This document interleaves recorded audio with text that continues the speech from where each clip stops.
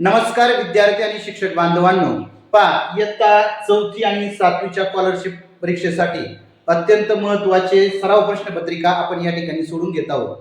चला तर मग लगेचच आपण गणित विषयाची गणित विषयाची ही जी सराव प्रश्नपत्रिका आहे ती आपण या ठिकाणी अभ्यासणार आहोत. तर पहा लगेचच आपण या ठिकाणी सुरुवात करूया. गणित विषयाचे जे प्रश्न असतात ते किती प्रश्न आपल्याला विचारले जातात, तर 50 प्रश्न त्या ठिकाणी आपल्याला विचारले जातात. पहा प्रश्न आहेत 50 आणि गुण आहेत पहा 100 गुण. म्हणजे अत्यंत महत्त्वपूर्ण असे 100 मार्काचे गणिताची प्रश्नपत्रिका आपल्याला असते. त्याच्यामध्ये 50 प्रश्न तुम्हाला विचारले जातात.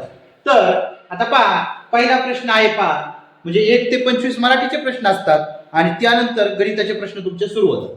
पहिला प्रश्न आहे 1 ते 50 या संख्यामध्ये 6 अंक एकक स्थानी किती वेळा आहेत.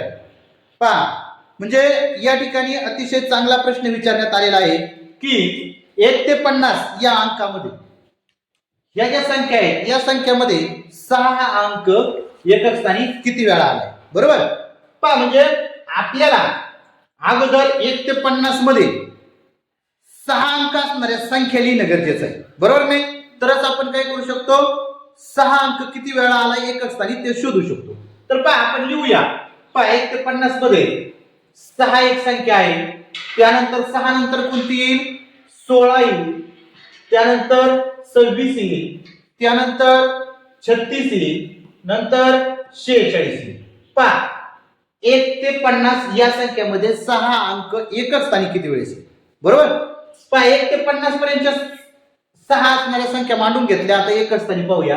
पहा इथं 1, इथं 2, 3, 4 आणि 5 एकक स्थानी किती वेळा आलाय, 6 अंक 5 वेळा आला. म्हणजे 26व्या प्रश्नाचं उत्तर असणार आहे पर्याय क्रमांक 2 5.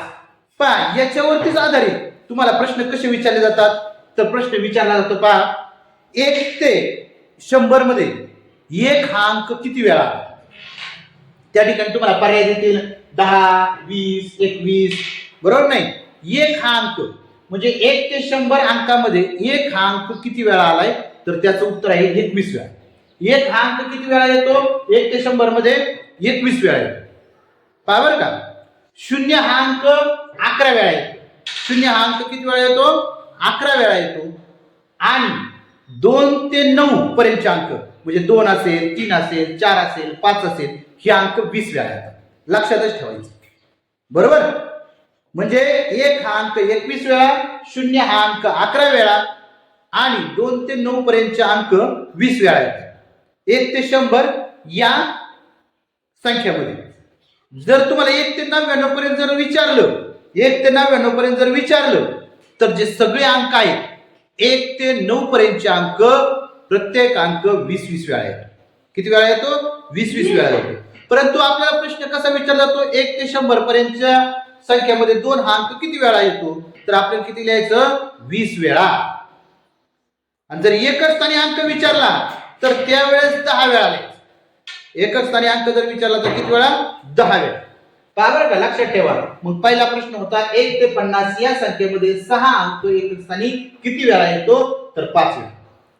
त्यानंतर पहा पुढचा प्रश्न आहे 7563, 7411, 7563, 7411, 7685, 7518 यापैकी लहानात लहान संख्या कोणती.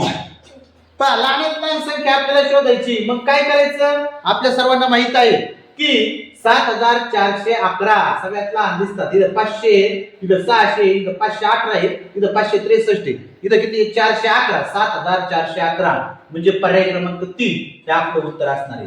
7411 ही काय आहे, लहानात लहान संख्या आहे. त्यानंतर 28वा प्रश्न काय विचारलाय, खालील आकृतीबंध पूर्ण होण्यासाठी प्रश्नचिन्हाच्या जागी येणारा योग्य पर्याय शोधा. आता बघा आकृतीबंध या ठिकाणी आपल्याला दिलाय. पहा या ठिकाणी काय दिलाय, 1 दिलाय, या ठिकाणी 4 दिलाय, या ठिकाणी 9 दिलाय, इथं प्रश्नचिन्ह, इथं 25 दिलाय, इथं 36 दिलाय, इथं 50 दिलाय. आता हा आकृतीबंध आपल्याला काय करायचा आहे, पूर्ण करायचा. आपण नीट त्याचं निरीक्षण केलं या आकृतीबंधाचं जर नीट निरीक्षण केलं तर आपल्या एक लक्षात येतंय की या ठिकाणी आपल्याला काय केलेलं आहे तर वर्ग संख्या दिली आहे. म्हणजे पहा 1 चा वर्ग 1, 2 चा वर्ग 4, 3 चा वर्ग 9, 4 चा वर्ग 16, 5 चा वर्ग 25, 6 चा वर्ग 36, 7 चा वर्ग 49. म्हणजे आपल्या इथे चिन्ह इथं काय उत्तर येणार आहे 16. किती येणार आहे 16. 4 चा वर्ग आहे म्हणून म्हणजेच या ठिकाणी पर्याय क्रमांक 4 हे आपलं अचूक उत्तर असणार आहे. बरोबर. पहा त्यानंतर 29वा प्रश्न आहे. काय प्रश्न 29वा तर खालील वर्तुळातील वर्तुळ केंद्र ब मधून जाणारी किती व्यास काढता येतील. पहा वर्तुळ केंद्राचं नाव दिलंय त्यांनी. पहा या ठिकाणी वर्तुळ केंद्र आहे. या वर्तुळ केंद्राचं काय आहे ब हे नाव आहे. काय आहे ब हे नाव आहे. ब हे नाव आहे. या ब केंद्रातून जाणारे किती व्यास काढता येतील. अगोदर आपल्याला वर्तुळ आणि वर्तुळावरचे घटक माहिती पाहिजे. व्यास कशाला म्हणायचं, जीवा कशाला म्हणायची, त्रिज्या कशाला म्हणायचं हे माहित असणं गरजेचं आहे. तर व्यास म्हणजे काय तर पहा वर्तुळ केंद्रातून जाणाऱ्या आणि वर्तुळावरील कोणत्याही दोन बिंदूंना स्पर्श करणारा रेषाखंड म्हणजे व्यास. पहा आता वर्तुळ केंद्रातून जाणाऱ्या आणि वर्तुळावरील कोणत्याही दोन बिंदूंना काय होणारा स्पर्श करणारा रेषाखंड म्हणजे काय व्यास. पहा वर्तुळ केंद्रातून गेलाय ब या केंद्रातून गेलाय वर्तुळावर दोन बिंदूंना काय झालेलं आहे स्पर्श केलेला आहे म्हणून त्याला म्हणायचं व्यास. असे व्यास किती काढता येतील पहा बरं. असे आपण किती काढू शकतो असा काढू शकतो, असा काढू शकतो बरोबर, असा काढू शकतो, असा काढू शकतो, असा काढू शकतो. अशा पद्धतीचे आपण या वर्तुळाला कितीही व्यास काढू शकतो. कितीही व्यास काढू शकतो. म्हणजे या ठिकाणी आपल्या लक्षात येत आहे की वर्तुळ केंद्र ब मधून जाणारे आपण असंख्य व्यास काढू शकतो. किती असंख्य. म्हणजेच या ठिकाणी 29व्या प्रश्नाचं उत्तर होणार आहे आपलं पर्याय क्रमांक 2 असंख्य व्यास. लक्षात आले. पहा आता या वर्तुळावरच्या आणखी काही बाबी मी तुम्हाला सांगणार आहे. या वर्तुळाच्या त्या कोणत्या तर पहा त्या कोणत्या तर पहा लगेच पहा. म्हणजे या वर्तुळावरचा कसा प्रश्न आला तरी तुमचा काय होणार आहे तो बरोबर येणार आहे.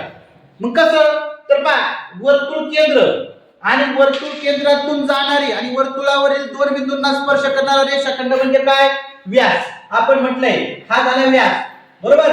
हा काय झाला व्यास. मग आणखी वर्तुळाला एक त्रिज्या असते. त्रिज्या कशी असते तर पहा वर्तुळ केंद्र आणि वर्तुळावरील कोणताही एक बिंदू यांना जोडणारा रेषाखंड म्हणजे त्रिज्या. ही त्रिज्या.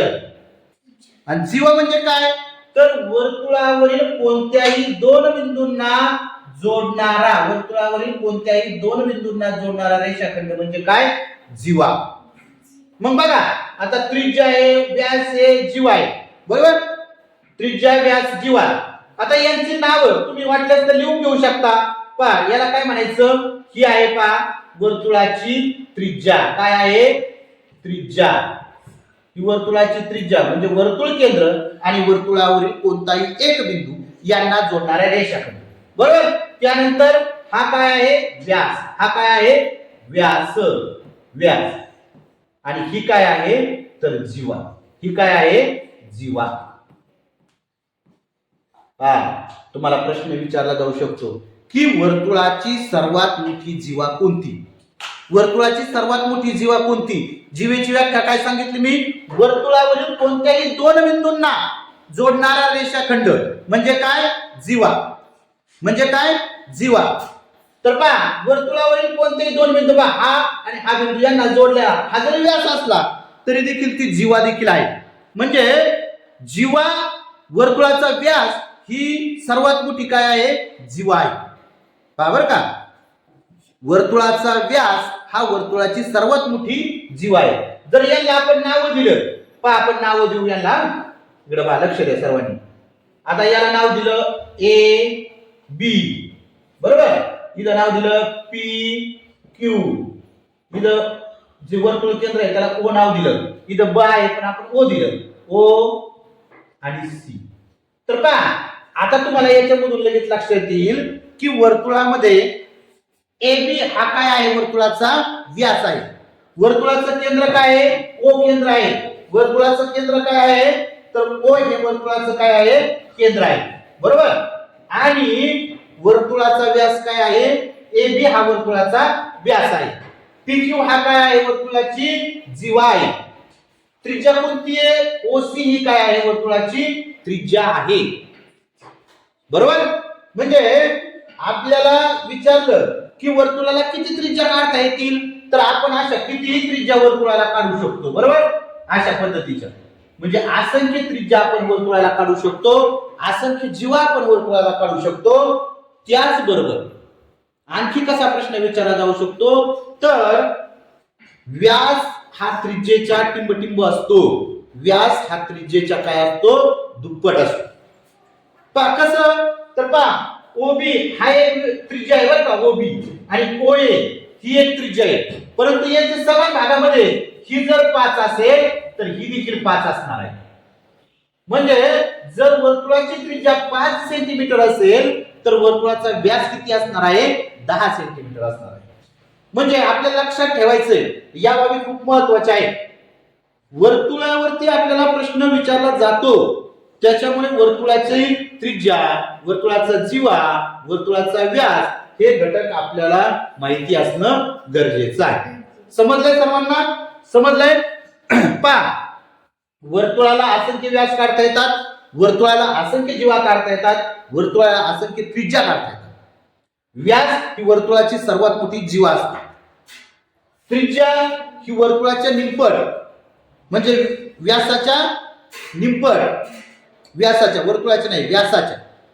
त्रिज्या ही व्यासाच्या निमपट असते, म्हणजे त्रिज्येच्या दुप्पट काय असतो, व्यास असतो. तुम्हाला या ठिकाणी उदाहरण देऊन सांगितलंय, जर त्रिज्या 5 सेंटीमीटर असेल तर वर्तुळाचा व्यास किती असणार आहे, 10 सेंटीमीटर असणार आहे. लक्षात आले? वर्तुळावरचा घटक कोणताही प्रश्न तुम्हाला आला तरी तो त्या ठिकाणी तुम्हाला सोडता येईल. यामुळं या ठिकाणी आपण याचं सर्व स्पष्टीकरण पाहिलेलं आहे. चला ओके, पुढचा 30वा प्रश्न आपल्याला काय विचारण्यात आलेला आहे पहा बरं का. 30वा प्रश्न पहा, 30वा प्रश्न आपल्याला विचारण्यात आलेला आहे, तर खालील पर्यायातील अयोग्य पर्याय शोधा. आता आपल्याला या ठिकाणी काय विचारलंय हे अगोदर आपण काय करतो, प्रश्न व्यवस्थित वाचत नाही आणि आपण लगेच सोडवायचा प्रयत्न करतो. लगेच अयोग्य पर्याय न वाचता आपण इकडे उदाहरण 777 भागिले 7 बरोबर 111 आहे बघ. 7 1 7 7 1 7 आणि 7 1 7 ही बरोबर आहे. लगेच आपण 4 याला गोल करतो, परंतु असं करायचं नाही. तुम्हाला काय विचारलं, तुम्हाला काय विचारलंय, अयोग्य. अयोग्य खाली अंडरलाईन करा, म्हणजे आपल्या डोक्यात राहील आपल्याला अयोग्य विचारले, चुकीचं विचारले. आपण बरोबरलाच काय करतो, गोल करून जातो. घाई गडबडीमध्ये आपण काय करतो, अशा चुका करत असतो. परंतु ह्या चुका आपल्याला टाळायच्या. त्याच्यासाठी प्रश्न आपण व्यवस्थित वाचल्यानंतर खालील पर्यायातील अयोग्य पर्याय शोधा. अयोग्य विचारलंय ना, त्याच्या खाली अंडरलाईन करा, त्याच्या खाली टिक मार्क करून ठेवा, म्हणजे आपल्या डोक्यात बसेल की आपल्याला अयोग्य विचारलेलं आहे. मग आपण हे पूर्ण भागाकार या ठिकाणी करून बघायचं. पण आता हे 777 ला जर भागलं किती, 7 ने, पहा 7 1 7, 0 वरून घेतले 7, 7 1 7, 0 वरून घेतले 7, 7 1 7, म्हणजे या ठिकाणी 0, म्हणजे उत्तर आले 111. हे बरोबर आहे. आपल्याला काय विचारलंय, चुकीचं विचारलंय. पहा आता आपण इथून सुरू करूया. पहा बरं, 505 भागिले 5 किती येते बघा. 505 भागिले 5, 5 1 5, 0 वरून घेतला 0, 5 0 0 0 वरून घेतले 5, 5 1 5, म्हणजे आपलं उत्तर यायला पाहिजे 101. इथं किती आले रे, 11. म्हणजे काय आपल्याला सांगितलंय, चुकीचं सांगितलंय. मग चुकीचं पहिलाच पर्याय चुकीचा आहे, अयोग्य. म्हणजेच या ठिकाणी 505 भागिले 5 बरोबर 11 हे काय आहे, चुकीचं त्या ठिकाणी आहे. ओके, लक्षात आले? म्हणजे भागाकार करून बघा, नंतर तुमच्या लक्षात येणार आहे. आता बघा पुढचं काय विचारलंय तुम्हाला, खालीलपैकी कोणत्या आकृतीतील रेषांची संख्या सर्वात कमी आहे. पहा बरं का, आता हा प्रश्न खूप सोपा वाटतो तुम्हाला, परंतु म्हणावा तेवढा तो हे बी नाहीये, सोपा बी नाहीये. आपल्याला काय विचारलंय, खालीलपैकी कोणत्या आकृतीत रेषांची संख्या सर्वात कमी आहे. लगेच तुम्ही काय करणार, रेषा मोजणार. कशा मोजणार, 1 2 3 4 5 6 7 8, 1 2 3 4 5 6, 1 2 3 4 5 6 7, 1 2 3 4 5 6 7 8 असं करणार. परंतु असं बरोबर आहे का, नाही. रेषाखंड, किरण या आकृत्यात तुम्हाला माहिती असणं गरजेचं आहे. रेषाखंड कशाला म्हणायचं, किरण कशाला म्हणायचं, रेषा कशाला म्हणायचं, हे तुम्हाला माहिती असणं गरजेचं आहे. त्याच्यासाठी मी तुम्हाला सांगतो, पहा, लक्ष द्या सर्वांनी. पहा, रेषा कशाला म्हणायचं, रेषा कशाला म्हणायचं. पहा, रेषा कशी असते, पहा, रेषा अशी असते, हिला म्हणायचं रेषा. काय म्हणायचं, रेषा.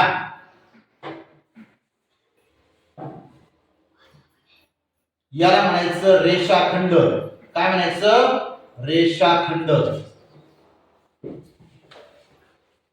आणि याला म्हणायचं किरण. काय म्हणायचं, किरण. पहा, आपल्याला रेषा म्हणजे काय, तर ती रेषा दोन्ही बाजूला अमर्याद वाढते, म्हणून बाणाचे टोक दाखवले. बाणाचे टोक का म्हणून दाखवले, कारण की ती रेषा आहे दोन्ही बाजूला अमर्याद वाढते, दोन्ही बाजूला वाढते, म्हणून बाणाचे टोक दाखवले. रेषाखंडामध्ये तो काय केलाय, खंडित केलाय, तो वाढत नाही, तो इकडे होणार नाही आणि इकडे बी वाढणार नाही, तो खंडित झालाय, म्हणून रेषाखंड म्हणायचं त्याला. आणि किरण काय आहे, किरण एका बाजूला जिकडे बाणाचा टोक आहे ना तिकडे तो वाढू शकतो, परंतु इकडे वाढत का नाही. म्हणजे याला म्हणायचं किरण, याला म्हणायचं रेषाखंड आणि याला म्हणायचं रेषा. बरोबर. मग आता आपल्याला प्रश्न काय विचारले, रेषांची संख्या सर्वात कमी आहे. तर आता आपण बघूया, रेषाखंड, किरण सगळ्याचीच बघू, म्हणजे तुमच्या डोक्यात फिट होऊन जाईल. याच्यामध्ये किती रेषा आहेत, किती रेषाखंड आहेत, किती किरण आहेत. म्हणजे तुम्हाला रेषाखंड विचारलं तरी येईल, किरण विचारला तरी येईल. बरोबर नाही. त्याच्यासाठी त्याच प्रश्नाचं आपल्याला काय करायचंय, पूर्ण तो प्रश्न फाडायचा आहे. बरोबर नाही. त्याचं ऑपरेशन करायचंय प्रश्नाचं. पूर्ण ऑपरेशन केल्यानंतर तुम्हाला त्या संकल्पना एकदम तुमच्या डोक्यामध्ये फिट होणार आहे. पहा, आता रेषा आपण मोजूया. रेषा पहिले याच्यामध्ये किती रेषा आहेत पहा बरं का. ही एक रेषा आहे, एक आणि दोन. किती रेषा आहेत, दोन रेषा आहेत. पहिल्या आकृतीमध्ये किती रेषा आहेत, दोन रेषा. आता दुसऱ्या आकृतीमध्ये बघा, एक रेषा. इथं किती, 1 2 3 रेषा आहे. इथं किती, 1 2 3. इथं किती, 3 रेषा. ओके. पहा, इकडे दोन रेषा, इकडे एक रेष, इकडे 3 रेषा आणि इकडे 3 रेषा. आपल्याला काय विचारलं होतं, रेषांची संख्या सर्वात कमी कोणत्याच्या मध्ये, पर्याय क्रमांक 2 मध्ये. पर्याय क्रमांक 2 मध्ये काय आहे, सर्वात कमी रेषांची संख्या आहे. आता जर तुम्हाला विचारलं, काय विचारलं, रेषाखंडांची संख्या किती आहे. पहिल्या आकृतीमध्ये बघा, आता रेषाखंड 1 2 3. किती, 3 रेषाखंड आहेत. इकडे किती, 1 आणि 2. हे 2 रेषाखंड आहेत. बरोबर. इथं बघा 1 2 आणि 3 रेषाखंड. इथं बघा, इथं एकच रेषाखंड आहे. इथं किती, बघा 1 2 3 रेषाखंड आहेत. बरोबर. 3 रेषाखंड आहेत. आता किरणांचा जर विचार केला, किरण बघा बरं का, आता किरणांचा जर विचार केला तर किरण किती, तर बघा पहिल्या आकृतीमध्ये 1 2 2च आहेत का, हा एक उलटा 3 येतं. किती किरण येतं, 3 किरण येतं. दुसऱ्या आकृतीमध्ये 1 2 आणि 3. दुसऱ्या आकृतीमध्ये 3 किरण येतं. याच्यामध्ये पहा 1 2 3. याच्यामध्ये 3 किरण येतं. याच्यात किती येतं, 1 आणि 2. याच्यामध्ये 2 किरण. म्हणजे आपल्याला सर्व संकल्पना क्लिअर झाल्या. रेषा कशाला म्हणायचं, ज्या म्हणजे जी रेषा काढल्यानंतर दोन्हीकडे टोक असली बाणाची तर ती झाली रेषा, कारण की ती दोन्हीकडे अमर्यादपणे वाढते. रेषाखंड म्हणजे तो खंडित केलाय, त्याला काय केलंय, कट केलंय. थोडक्यात तो इकडे वाढणार नाही आणि इकडे वाढणार नाही, म्हणजे तो खंडित केलेला आहे, म्हणून रेषाखंड. आणि किरण म्हणजे तो एका बाजूला अमर्याद वाढणार आहे, इकडे तो काय करणार, वाढणार नाही, त्याला म्हणायचं किरण. समजलंय, लक्षात आलंय? म्हणजे आपल्या 31व्या प्रश्नाचं उत्तर होणार काय आहे, खालीलपैकी कोणत्या आकृतीतील रेषांची संख्या सर्वात कमी आहे, तर पर्याय क्रमांक 2 हे आपलं अचूक उत्तर असणार आहे. या ठिकाणी रेषांची संख्या किती आहे, एकच आहे म्हणून. ओके, समजलं? पुढे 32वा प्रश्न. काय 32वा प्रश्न, तर त्या ठिकाणी तुम्हाला विचारले 32व्या प्रश्नामध्ये काय विचारलंय, तर 6.3/2 या अपूर्णांकाचे अंशाधिक अपूर्णांकात रूपांतर करा. अंशाधिक अपूर्णांक म्हणजे अंश कसा असतो, मोठा. अंशाधिक अपूर्णांकामध्ये रूपांतर करायचं. अंशाधिक अपूर्णांकात रूपांतर करत असताना आपल्याला काय करायचं, इकडे गुणायचं आणि इकडे बेरीज करायचं. म्हणजे 6 दुने 12, बरं का, कसं करायचं, इथं 6 दुने 12 अधिक 3 12 13 14 आणि 15 म्हणजे किती, 15/2. 15/2 हे काय होणार आहे, अंशाधिक अपूर्णांकात रूपांतर होणार आहे. एखादा दुसरा अपूर्णांक घेऊया आपण. एखादा दुसरा अपूर्णांक घेऊया आपण. आता दुसरा अपूर्णांक काय घेऊया, 2.4/5 याचा अंशाधिक अपूर्णांकात रूपांतर करायचं म्हटल्यावर काय करायचं, तर बघा याने याला गुणायचं. इथं गुणिले आणि इथं प्लस. 5 दुने 10 10 4 14 छेद जसा तसा लिहायचा. 5 दुने 10 10 4 14 14/5. आणखी एक उदाहरण घेऊया आपण. आणखी एक उदाहरण घेतलं काय, 3.4/5 छेद काय 5 आहे, तो तसा तसा लिहून टाका 5. आता हा गुणा 5×15 15 4 याची बेरीज करा. 15 5×15 15 4 किती झालं, 15 16 17 18 19 19/5. अशा पद्धतीचं अंशाधिक अपूर्णांकात रूपांतर करायचं. बरोबर. 32व्या प्रश्नाचं उत्तर आलं आपलं 15/2. ओके, समजलं? पुढे 33वा प्रश्न काय सांगतोय आपल्याला, काय प्रश्न आहे, तर 30 + 7 + 40,000 + 400 या विस्तारित मांडणीवरून कोणती संख्या तयार होईल. कोणती संख्या तयार होईल, विस्तारित मांडणी आपल्याला येते, बरोबर नाही? अगोदर आपण सगळ्यात मोठी संख्या याच्यातली शोधायची. कोणती मोठी संख्या आहे, तर 1 2 3 4 आणि 5 म्हणजे 40,000 सगळ्यात मोठी. म्हणजे 5 अंकी संख्या असणार आहे. 5 अंकी. 6 अंकी दिले अजिबात नाही, हे 6 अंक दिले ही सकट नाही. मग ह्या दोन्हीतून विचार करायचा आहे. आता 30 आहे, 30. मग इथं याच्यामध्ये या 3 ची किंमत 30 येईल का, तर नाही, याची येते. म्हणजे एकक आणि दशक स्थानी 3 आहे म्हणून याची किंमत किती येते, 30 येते. म्हणून 33व्या प्रश्नाचं उत्तर आहे पर्याय क्रमांक 2. किती, 40,437 ही विस्तारित मांडणी आहे. ओके, लक्षात आलं? त्यानंतर 34वा प्रश्न काय सांगतो, 3/12 8/12 6/12 10/12. या ठिकाणी छेद कसा आहे, 12 आहे, सारखा आहे सगळीकडे. हे अपूर्णांक चढत्या क्रमाने लिहिले असतात. दुसऱ्या व तिसऱ्या अपूर्णांकातील फरक. आता चढत्या क्रमाने लिहायचं म्हणजे चढत जायचं. चढत जाताना आपण सगळ्यात अगोदर छोटी, नंतर मोठी, नंतर त्याच्यापेक्षा मोठी अशी संख्या घेत असतो, बरोबर? मग आता आपल्याला चढत जायचंय. मग चढत जाताना आपल्याला सगळ्यात लहान संख्या घ्यायची. मग लहान संख्या कोणती आहे, आता छेद सारखा आहे सगळ्याचा, त्याच्यामुळे अंशाचा विचार करायचा. सगळ्यात अंश छोटा ती संख्या छोटी. कोणता, 3/12, बरोबर. त्यानंतर काय येईल, 6/12. त्यानंतर काय येईल, 8/12. त्यानंतर काय येईल, 10/12. ओके, चढत्या क्रमाने आपण संख्या लिहिल्या. आता दुसरा आणि तिसरा, दुसरा आहे आणि तिसरा आहे, यांच्यातील फरक म्हणजे 8/12 वजा 6/12. छेद सारखा आहे म्हणून छेद मांडून टाका. छेद सारखा आहे म्हणून छेद मांडला. आता काय करायचं, अंशाची वजाबाकी करायची. फरक विचारलाय म्हणून 8 वजा 6 किती येतो, 8 मधून 6 गेले, 8तून 6 गेले, राहिले 2/12. 2/12 पुढे येईल 2/12 इथं 4 नंबरला. किंवा तुम्हाला पर्याय आणखी कसा दिला जाऊ शकतो पहा बरं का. 2/12चं इथं संक्षिप्त रूप दिलं जाऊ शकतं. याला भागाकार केला जातो, बेसावी 12 मग 1/6 देखील असू शकतं. पहा 2/12 नसतं, 1/6 असतं. तर तुम्ही गोंधळून गेले असते, बरोबर नाही? तुमच्या लवकर लक्षात आलं नसते 1/6 कुठून आलं.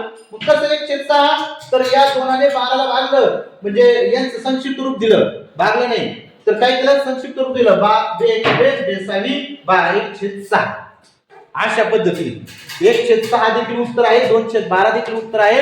आपल्या याच्यात 2/12 आहे म्हणून आपण डायरेक्ट केलं. जर 1/6 उत्तर असतं तर तो पर्याय आपल्याला काय करावा लागला असता, गोल करावा लागला असता. ओके, समजलं? चला आता महत्वाचा प्रश्न आहे, महत्वाचा प्रश्न आहे, लक्ष द्या सर्वांनी. काय प्रश्न आहे तर पहा, खालीलपैकी कोणत्या वेळी तास काटा व मिनिट काटा यांच्यामध्ये विशाल कोन तयार होईल. पहा, आपल्याला कोणाचे प्रकार, तीनही कोणाचे प्रकार माहिती असणं गरजेचं आहे. लघुकोन, काटकोन आणि विशाल कोन. कशाला काय म्हणतात, बरोबर नाही? कशाला काय म्हणतात हे आपल्याला समजलं पाहिजे. लघुकोन कशाला म्हणायचं, 90 अंशापेक्षा कमी माप असणारा जो कोन असतो तो लघुकोन असतो. आणि 90 अंशाच्या कोणाला आपण काय म्हणतो, काटकोन म्हणतो. आणि 90 पेक्षा जास्त, 90 पेक्षा जास्त म्हणजे 91, 92, 93, 90 पेक्षा जास्त जो असतो, 180 पेक्षा कमी आणि 90 पेक्षा जास्त तो कोण असतो, विशाल कोन असतो. तो कोण असतो, विशाल कोन. पहा आता आपण या ठिकाणी काय करूया, एक घड्याळ करूया समजा. पहा बरं का, हे घड्याळ, हे घड्याळ, हे दुसरं, हे तिसरं आणि हे चौथं, 4 घड्याळ काढले, बरोबर? पहा आता पहिल्या घड्याळामध्ये किती वाजले, इथं बघा 12, 1, 2, 3, 4, 5, 6, 7, 8, 9, 10, 11. पहा, लक्ष द्या सर्वांनी, हे खूप महत्वाचं आहे. याच्यावरती 100% 2 मार्काला प्रश्न आहे. लक्ष द्या, खाली बसा. बघा 12, 1, 2, 3, 4, 5, 6, 7, 8, 9, 10, 11. 12, 1, 2, 3, 4, 5, 6, 7, 8, 9, 10, 11. 12, 1, 2, 3, 4, 5, 6, 7, 8, 9, 10, 11. ओके, अशा पद्धतीचे घड्याळ काढले थोडक्यात, बरोबर? आता काय विचारले आपल्याला इथं, तर 5 वाजले. 5 वाजले, आपण करूया 5 वाजता.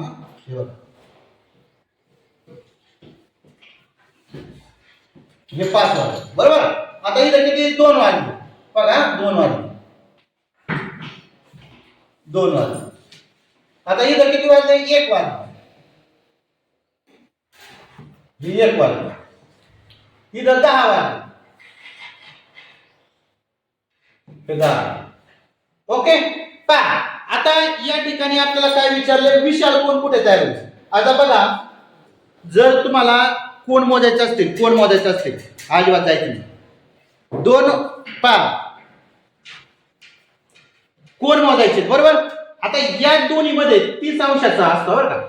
12 ते 1 म्हणजे 1 मिनिट, 1 मिनिट हा 6 अंशाचा असतो. मग पहा, याच्या 12 आणि 1 याच्यामध्ये 5 रेषा असतात, म्हणजे एक रेष 6 मिनिटं म्हणजे 6 अंशाची एक रेष म्हणजे 5 रेषा येतात, म्हणजे हे किती, 30 अंशाचा झाला. हे 30 अंश, 30 आणि 30 किती झाले, 30 आणि 30 हा 60 अंशाचा कोन झाला. किती अंशात झाला, 60 अंशात. 60 अंशात. हा किती अंशात झाला, हा 30 अंशात झाला. किती अंशात झाला, 30 अंशात. हा किती अंशात झाला, हा 60 अंशात झाला. आणि हा किती अंशात झाला बघा, 30 एक 30, 30 दुने 60, 30 त्रिक 90, 120 आणि 150. हा किती अंशात झाला, 150 अंशात. हे किती अंशात झाला, 150. मग आपल्याला काय विचारलंय, विशाल कोन. आपल्याला सर्वांना व्याख्या माहिती आहे विशाल कोनाची, 90 पेक्षा जास्त अंशात्मक माप असणारा कोन काय असतो, विशाल कोन असतो. मग पहा, हा 60 आहे, हा 30 आहे, हा 60 आहे, मग कोणता आहे, 150 अंश. म्हणजे हा विशाल कोण आहे, किती वाजता, 5 वाजता. म्हणजे या ठिकाणी 35व्या प्रश्नाचं उत्तर असणार आहे आपलं पर्याय क्रमांक 1. 30 रुपये नफा होण्यासाठी 90 रुपयाची वस्तू किती रुपयास विकायला हवी. पहा, एखादी वस्तू आपण 90 रुपयाला घेतली, आपल्याला 30 रुपये मिळाले पाहिजे. मग आपण काय करणार आहोत, त्या 90 मध्ये 30 प्लस करून सांगणार ना, बरोबर नाही. समजा आयुषनी काय केलं, 90 रुपयाची एक गाडी घेतली, बरोबर नाही, आणि ती रुद्राला त्याला विकायची, पण त्याला 30 रुपये मिळाले पाहिजे. त्याचे 90 रुपये खर्च झाले, मग त्याला आणखी 30 रुपये नफा पाहिजे, बरोबर नाही, नफा पाहिजे 30 रुपये. मग त्याला काय करावं लागेल, ती वस्तू 90 प्लस 30 ने विकावं लागेल. मग 90 प्लस 30 म्हणजेच किती, 90 प्लस 30 0 9 10 11 12 120 म्हणजे किती रुपयाला विकावं लागेल, 120 रुपयाला. पर्याय क्रमांक 4 हे त्याचं अचूक उत्तर असणार. किती उत्तर असणार आहे, पर्याय क्रमांक 4. आता पुढचा प्रश्न पहा, खूप छान प्रश्न विचारण्यात आलेला आहे. पुढचा काय प्रश्न विचारण्यात आलाय पुढचा, तर एक अंकी संख्येच्या वर्ग संख्यांची बेरीज किती. एक अंकी संख्येच्या वर्ग संख्यांची बेरीज किती. एक अंकी संख्या, एक अंकी संख्या कोणकोणत्या आहेत पहा. 1 आहे, 2 आहे, 3 आहे, 4 आहे, 5 आहे, 6 आहे, 7 आहे, 8 आहे, 9 आहे. बरोबर नाही, आहे नाही या, बरोबर. त्यांच्या वर्गाची बेरीज विचारली आपल्याला, त्यांच्या वर्गांची काय केली, बेरीज विचारली. आता वर्ग सांगा मला, वर्ग 1 चा वर्ग 1, 2 चा वर्ग 4, 3 चा वर्ग 9, 4 चा वर्ग 16, 5 चा वर्ग 25, 6 चा वर्ग 36, 7 चा वर्ग 49, 8 चा वर्ग 64, 9 चा वर्ग 81. यांची बेरीज करायची. बेरीज केली का उत्तर आलं आपलं. एक अंकी संख्येच्या वर्ग संख्यांची बेरीज किती. म्हणजे आपल्याला वर्ग संख्या पाठ असणं गरजेचं आहे. त्याच्यामुळे वर्ग संख्या पाठच करायच्या, अजिबात त्याला स्किप करायचं नाही. आता याची बेरीज करू आपण. 1 4 1 5 9 5 14 14 6 20 20 5 25 25 6 31 31 9 40 40 4 44 1 45 5 हातचे आले 4, हातचे किती आले 4 4 1 5 6 7 7 3 10 10 4 14 14 6 20 20 8 28 285 आहे का. 285 आहे का. 285 आहे. ओके, म्हणजे या ठिकाणी आपलं उत्तर झालं पर्याय क्रमांक 2. पर्याय क्रमांक 2. आता बघा पुढचा प्रश्न, लक्षात आलंय, समजलंय, एकदम सोपं होतं. एक अंकी संख्येच्या वर्ग संख्यांची बेरीज किती. एक अंकी संख्या सगळ्या लिहायच्या, त्यांचे वर्ग लिहिले, त्यांची बेरीज केली, उत्तर आलं 285. पर्याय क्रमांक 2. आता 38वा प्रश्न. 38वा प्रश्न काय सांगतोय आपल्याला, तर 38वा प्रश्न आपल्याला सांगतोय 200 रुपयाच्या 5 नोटा. काय सांगतोय, 200 रुपयाच्या 5 नोटा. बघूया आपण 200 रुपयाच्या 5 नोटा. बघा 200 रुपयाच्या 5 नोटा, 200 रुपयाच्या 5 नोटा. त्यानंतर 10 रुपयाच्या 200 नोटा, 10 रुपयाच्या 200 नोटा घेऊन त्या रकमेच्या बदल्यात 100 रुपयाच्या किती नोटा घ्याव्या लागतील. पावर का. आता 200 रुपयाच्या 5 नोटा म्हणजे जमिनी गुणाकार करा. काय झालं, 5 गुणिले 10 म्हणजे 1000 रुपये झाले, बरोबर. 20 पंचे 100. हे बघा 200 रुपयाच्या 5 नोटा म्हणजे 200 200 400 600 800 1000 1000 रुपये 5 नोटाचे, बरोबर. 1000 रुपये झाले. आणि हे किती झाले, हे झाले 200 च्या 10 नोटा म्हणजे 2000 2000 म्हणजे एकूण किती झाले 3000 रुपये झाले. 3000. मग आपल्याला काय करायचं, 100 रुपयाच्या किती नोटा लागतील. 3000 म्हणण्यासाठी 100 रुपयाच्या किती नोटा लागतील. का 30 नोटा घेतल्या तर 3000 होणार आहेत. किती नोटा, 30 नोटा. म्हणजे आपल्याला काय करायचंय की 100 रुपयाच्या 30 नोटा घेतल्या की त्या रकमेच्या बदल्यामध्ये आपल्याला 100 रुपयाच्या 30 नोटा घ्याव्या लागतील, कारण की 3000 होतात. 200 रुपयाच्या 5 नोटा 1000 रुपये आणि 10 रुपयाच्या 200 नोटा, 10 रुपयाच्या 200 नोटा म्हणजे ते 2000 रुपये झाले, म्हणजे 3000 रुपये झाले. 3000 रुपये होण्यासाठी आपल्याला 100 रुपयाच्या किती नोटा लागतील, 30 नोटा लागतील. 100 रुपयाच्या 30 नोटा झाल्या तर 3000 होतील. म्हणून 38व्या प्रश्नाचं उत्तर आहे पर्याय क्रमांक 1. ओके, पहा पुढचा काय आहे. आता पुढचा खूप छान प्रश्न आहे. पहा, शेजारील आकृतीत रेखांकित भाग किती. रेखांकित भाग किती.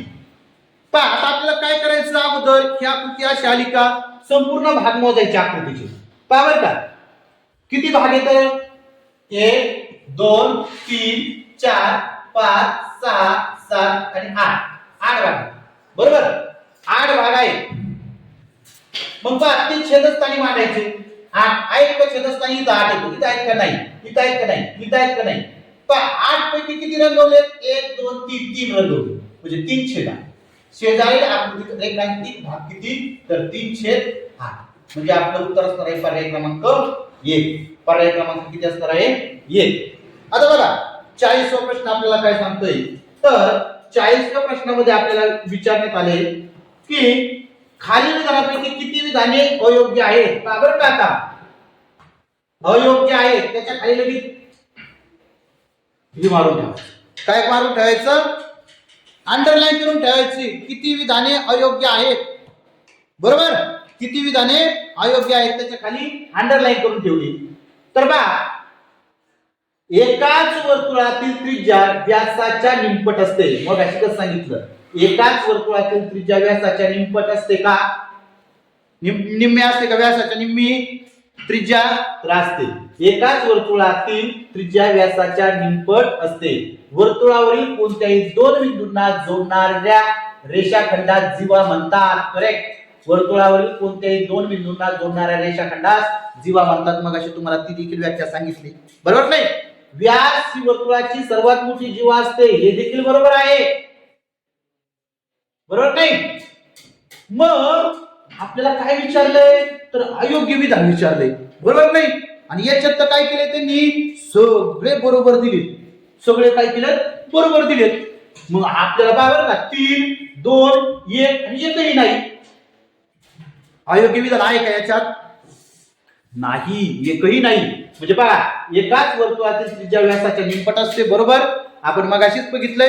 पहा म्हणजे वर्तुळावर खूप सारे प्रश्न विचारले जातात, त्याच्यामुळे त्याच्यावर फोकस करायचा आहे. व्यास ही वर्तुळाची सर्वात मोठी जीवा असते. मगाशीच सांगितलं तुम्हाला, व्यास ही वर्तुळाची सर्वात मोठी जीवा असते आणि वर्तुळावर कोणत्याही 2 बिंदूंना जोडणाऱ्या रेषाखंडास जीवा असे म्हणतात. हे देखील विधान बरोबर आहे. म्हणजे 3ही विधानं बरोबर आहेत. म्हणजेच या ठिकाणी एकही नाही हा पर्याय येणं गरजेचं आहे. नाही तर तुम्ही या ठिकाणी अयोग्य वाचलं नाही, योग्य वाचलं का लगेच म्हणणार 2 बरोबर 3 बरोबर. बरोबर नाही. परंतु या ठिकाणी काय आहे, अयोग्य विधान विचारलं होतं तर एकही नाही. हे आपलं पर्याय क्रमांक 4 हे बरोबर उत्तर आहे. म्हणजे पर्याय क्रमांक 4 ला आपण गोल करणं गरजेचं होतं. त्यानंतर 41वा प्रश्न काय विचारण्यात आला पहा बरं का.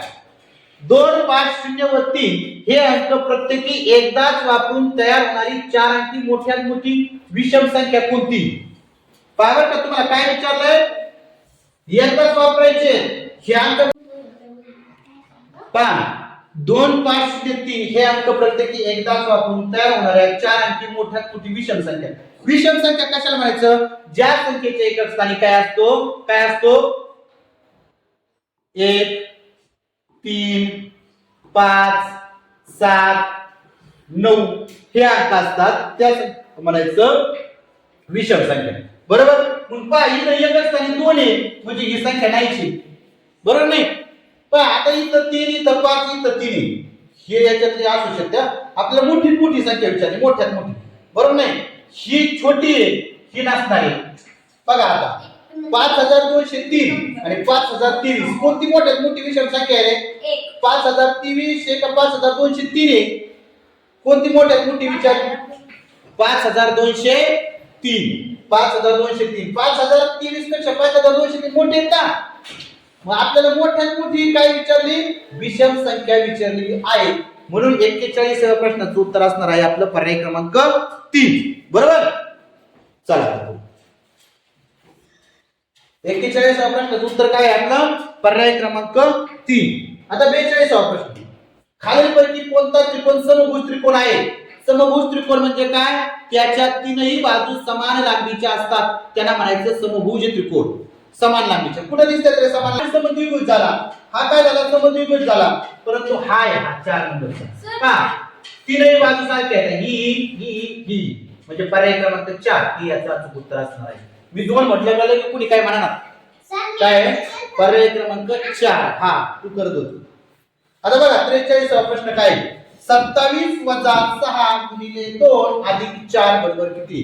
पहा हे उदाहरण सोडवताना अगोदर आपल्याला काय करायचं? गुणाकार करायचा. पहा 27 वजा 6 गुणिले 2 अधिक 4. उदाहरण सोडवताना बघा या आधी हे करा गुणाकार. म्हणजे 27 वजा 6 गुणिले 12 अधिक 4. पहा गुणाकार भागाकार क्रिया करताना कंचे भागुबे बरोबर नाही? कंचे भागुबे म्हणजे कंस भागाकार गुणाकार बेरीज वजाबाकी हे क्रमाने करायचं आहे. पहा आता या ठिकाणी 27 वजा 12 27 मधून 12 गेले किती कराले? किती झाले? 27 मधून 12 गेले 7 2 गेले 5 आणि 2 गेले 15 15 अधिक 4 किती झालं? 19 19 सूत्र आहे का?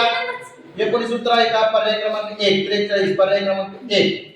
आता बघा खालीलपैकी कोणत्या आकृतीला 3 शिरोबिंदू असतात? 3 शिरोबिंदू. पहा शिरोबिंदू 3 शिरोबिंदू कोणत्या आकृतीला असतात? 43 उत्तर किती आलं आपलं? पर्याय क्रमांक 1 आलं बरोबर. आता 44 कोणत्या आकृतीला 3 शिरोबिंदू? पहा आयताला किती शिरोबिंदू आहेत रे? आयत 1 2 3 आणि 4. चौरसाला किती शिरोबिंदू आहेत? 4. त्रिकोणाला 3 किती? 3. आपल्याला विचारलं 3 खालीलपैकी कोणत्या आकृतीला 3 शिरोबिंदू असतात? तर त्रिकोण. ओके पहा म्हणजे आता बघा 44 वा प्रश्नाचं उत्तर पर्याय क्रमांक 3 आलं. आता 45 वा प्रश्न आहे. आता 45 वा प्रश्न काय आहे पहा व्यवस्थित वाचूया. एका कंपनीतील 380 कामगारांपैकी पहा बरं का एका कंपनीतील 380 कामगारांपैकी 4/5 भाग कामगारांनी संप पुकारला तर किती कामगार संपात सहभागी झाले? आता संप पुकारला किती? 4/5 जणांनी म्हणजे 380 चे 4/5 करा. पहा असं करू 380 चे 4/5 म्हणजे किती कामगारांनी संप पुकारला हे आपल्या लक्षात येईल. पहा 4/5 या भाग कामगारांनी संप पुकारला तर कामगार संपात सहभागी झाले. पहा बरं का किती सहभागी झाले? तर पहा आता याने भागूया आपण. 5 × 5 5 6 30 5 7 35 36 37 3 उरले 30 5 30 म्हणजे 76 गुणिले 4 5 76 गुणिले 4 6 चौक 24 4 चले 2 7 चौक 28 29 30 304 कामगारांनी किती? 304 कामगारांनी संपात भाग घेतला. आणि तुम्हाला असा देखील प्रश्न विचारला जाऊ शकतो किती कामगारांनी संपात सहभागी झाले नाही बरोबर नाही? किती कामगार संपात सहभागी झाले नाही? तर 76 कामगार 76 कामगार संपात सहभागी झाले नाही बरोबर. आणि संपात सहभागी झालेले 304 आहेत 304. ओके अशा पद्धतीने आपण या ठिकाणी हे प्रश्न बघितलेले आहेत. 45 प्रश्न झाले. आता एका बागेत 39,860 आंब्याची झाडे आहेत आणि 45,900 चिकूची झाडे लावली तर आंब्यापेक्षा चिकूची झाडे किती झाडे जास्त आहेत? मग या ठिकाणी वजाबाकी करावं लागेल. 45,900 वजा 39,860 पहा करून बघूया आपण वजाबाकी. बघा आता काय आहे 45,900 वजा किती 39,860 शून्य.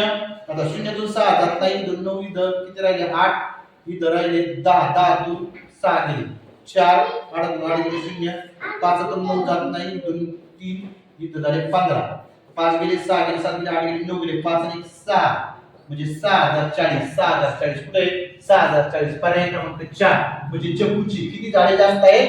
तर 6040 झाडे जास्त आहेत.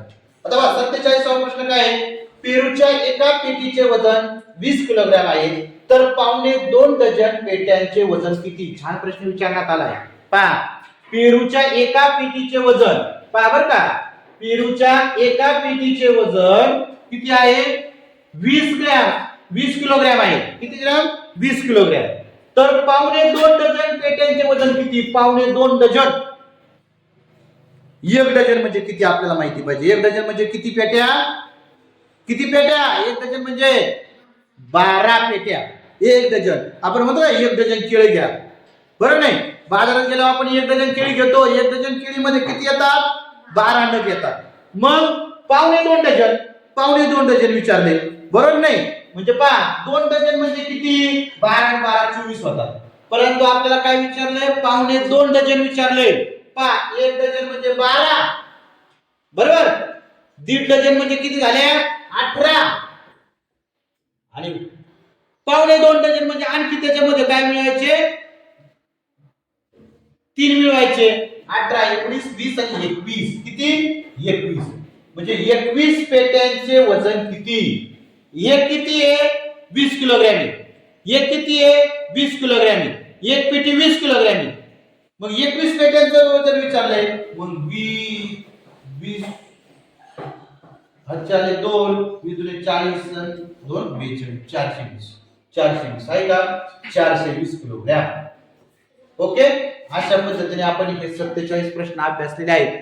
असेच प्रश्न आपण या ठिकाणी विद्यार्थ्यांच्या बुद्धीला चालना देणार आहे. त्याचबरोबर 5वी आणि 7वीच्या स्कॉलरशिप मध्ये येणारे प्रश्न आपण घेणार आहोत. त्याच्यामुळे जर व्हिडिओ आवडला असेल तर नक्कीच लाईक करा आणि तुमच्या मित्रांना शेअर करा. धन्यवाद.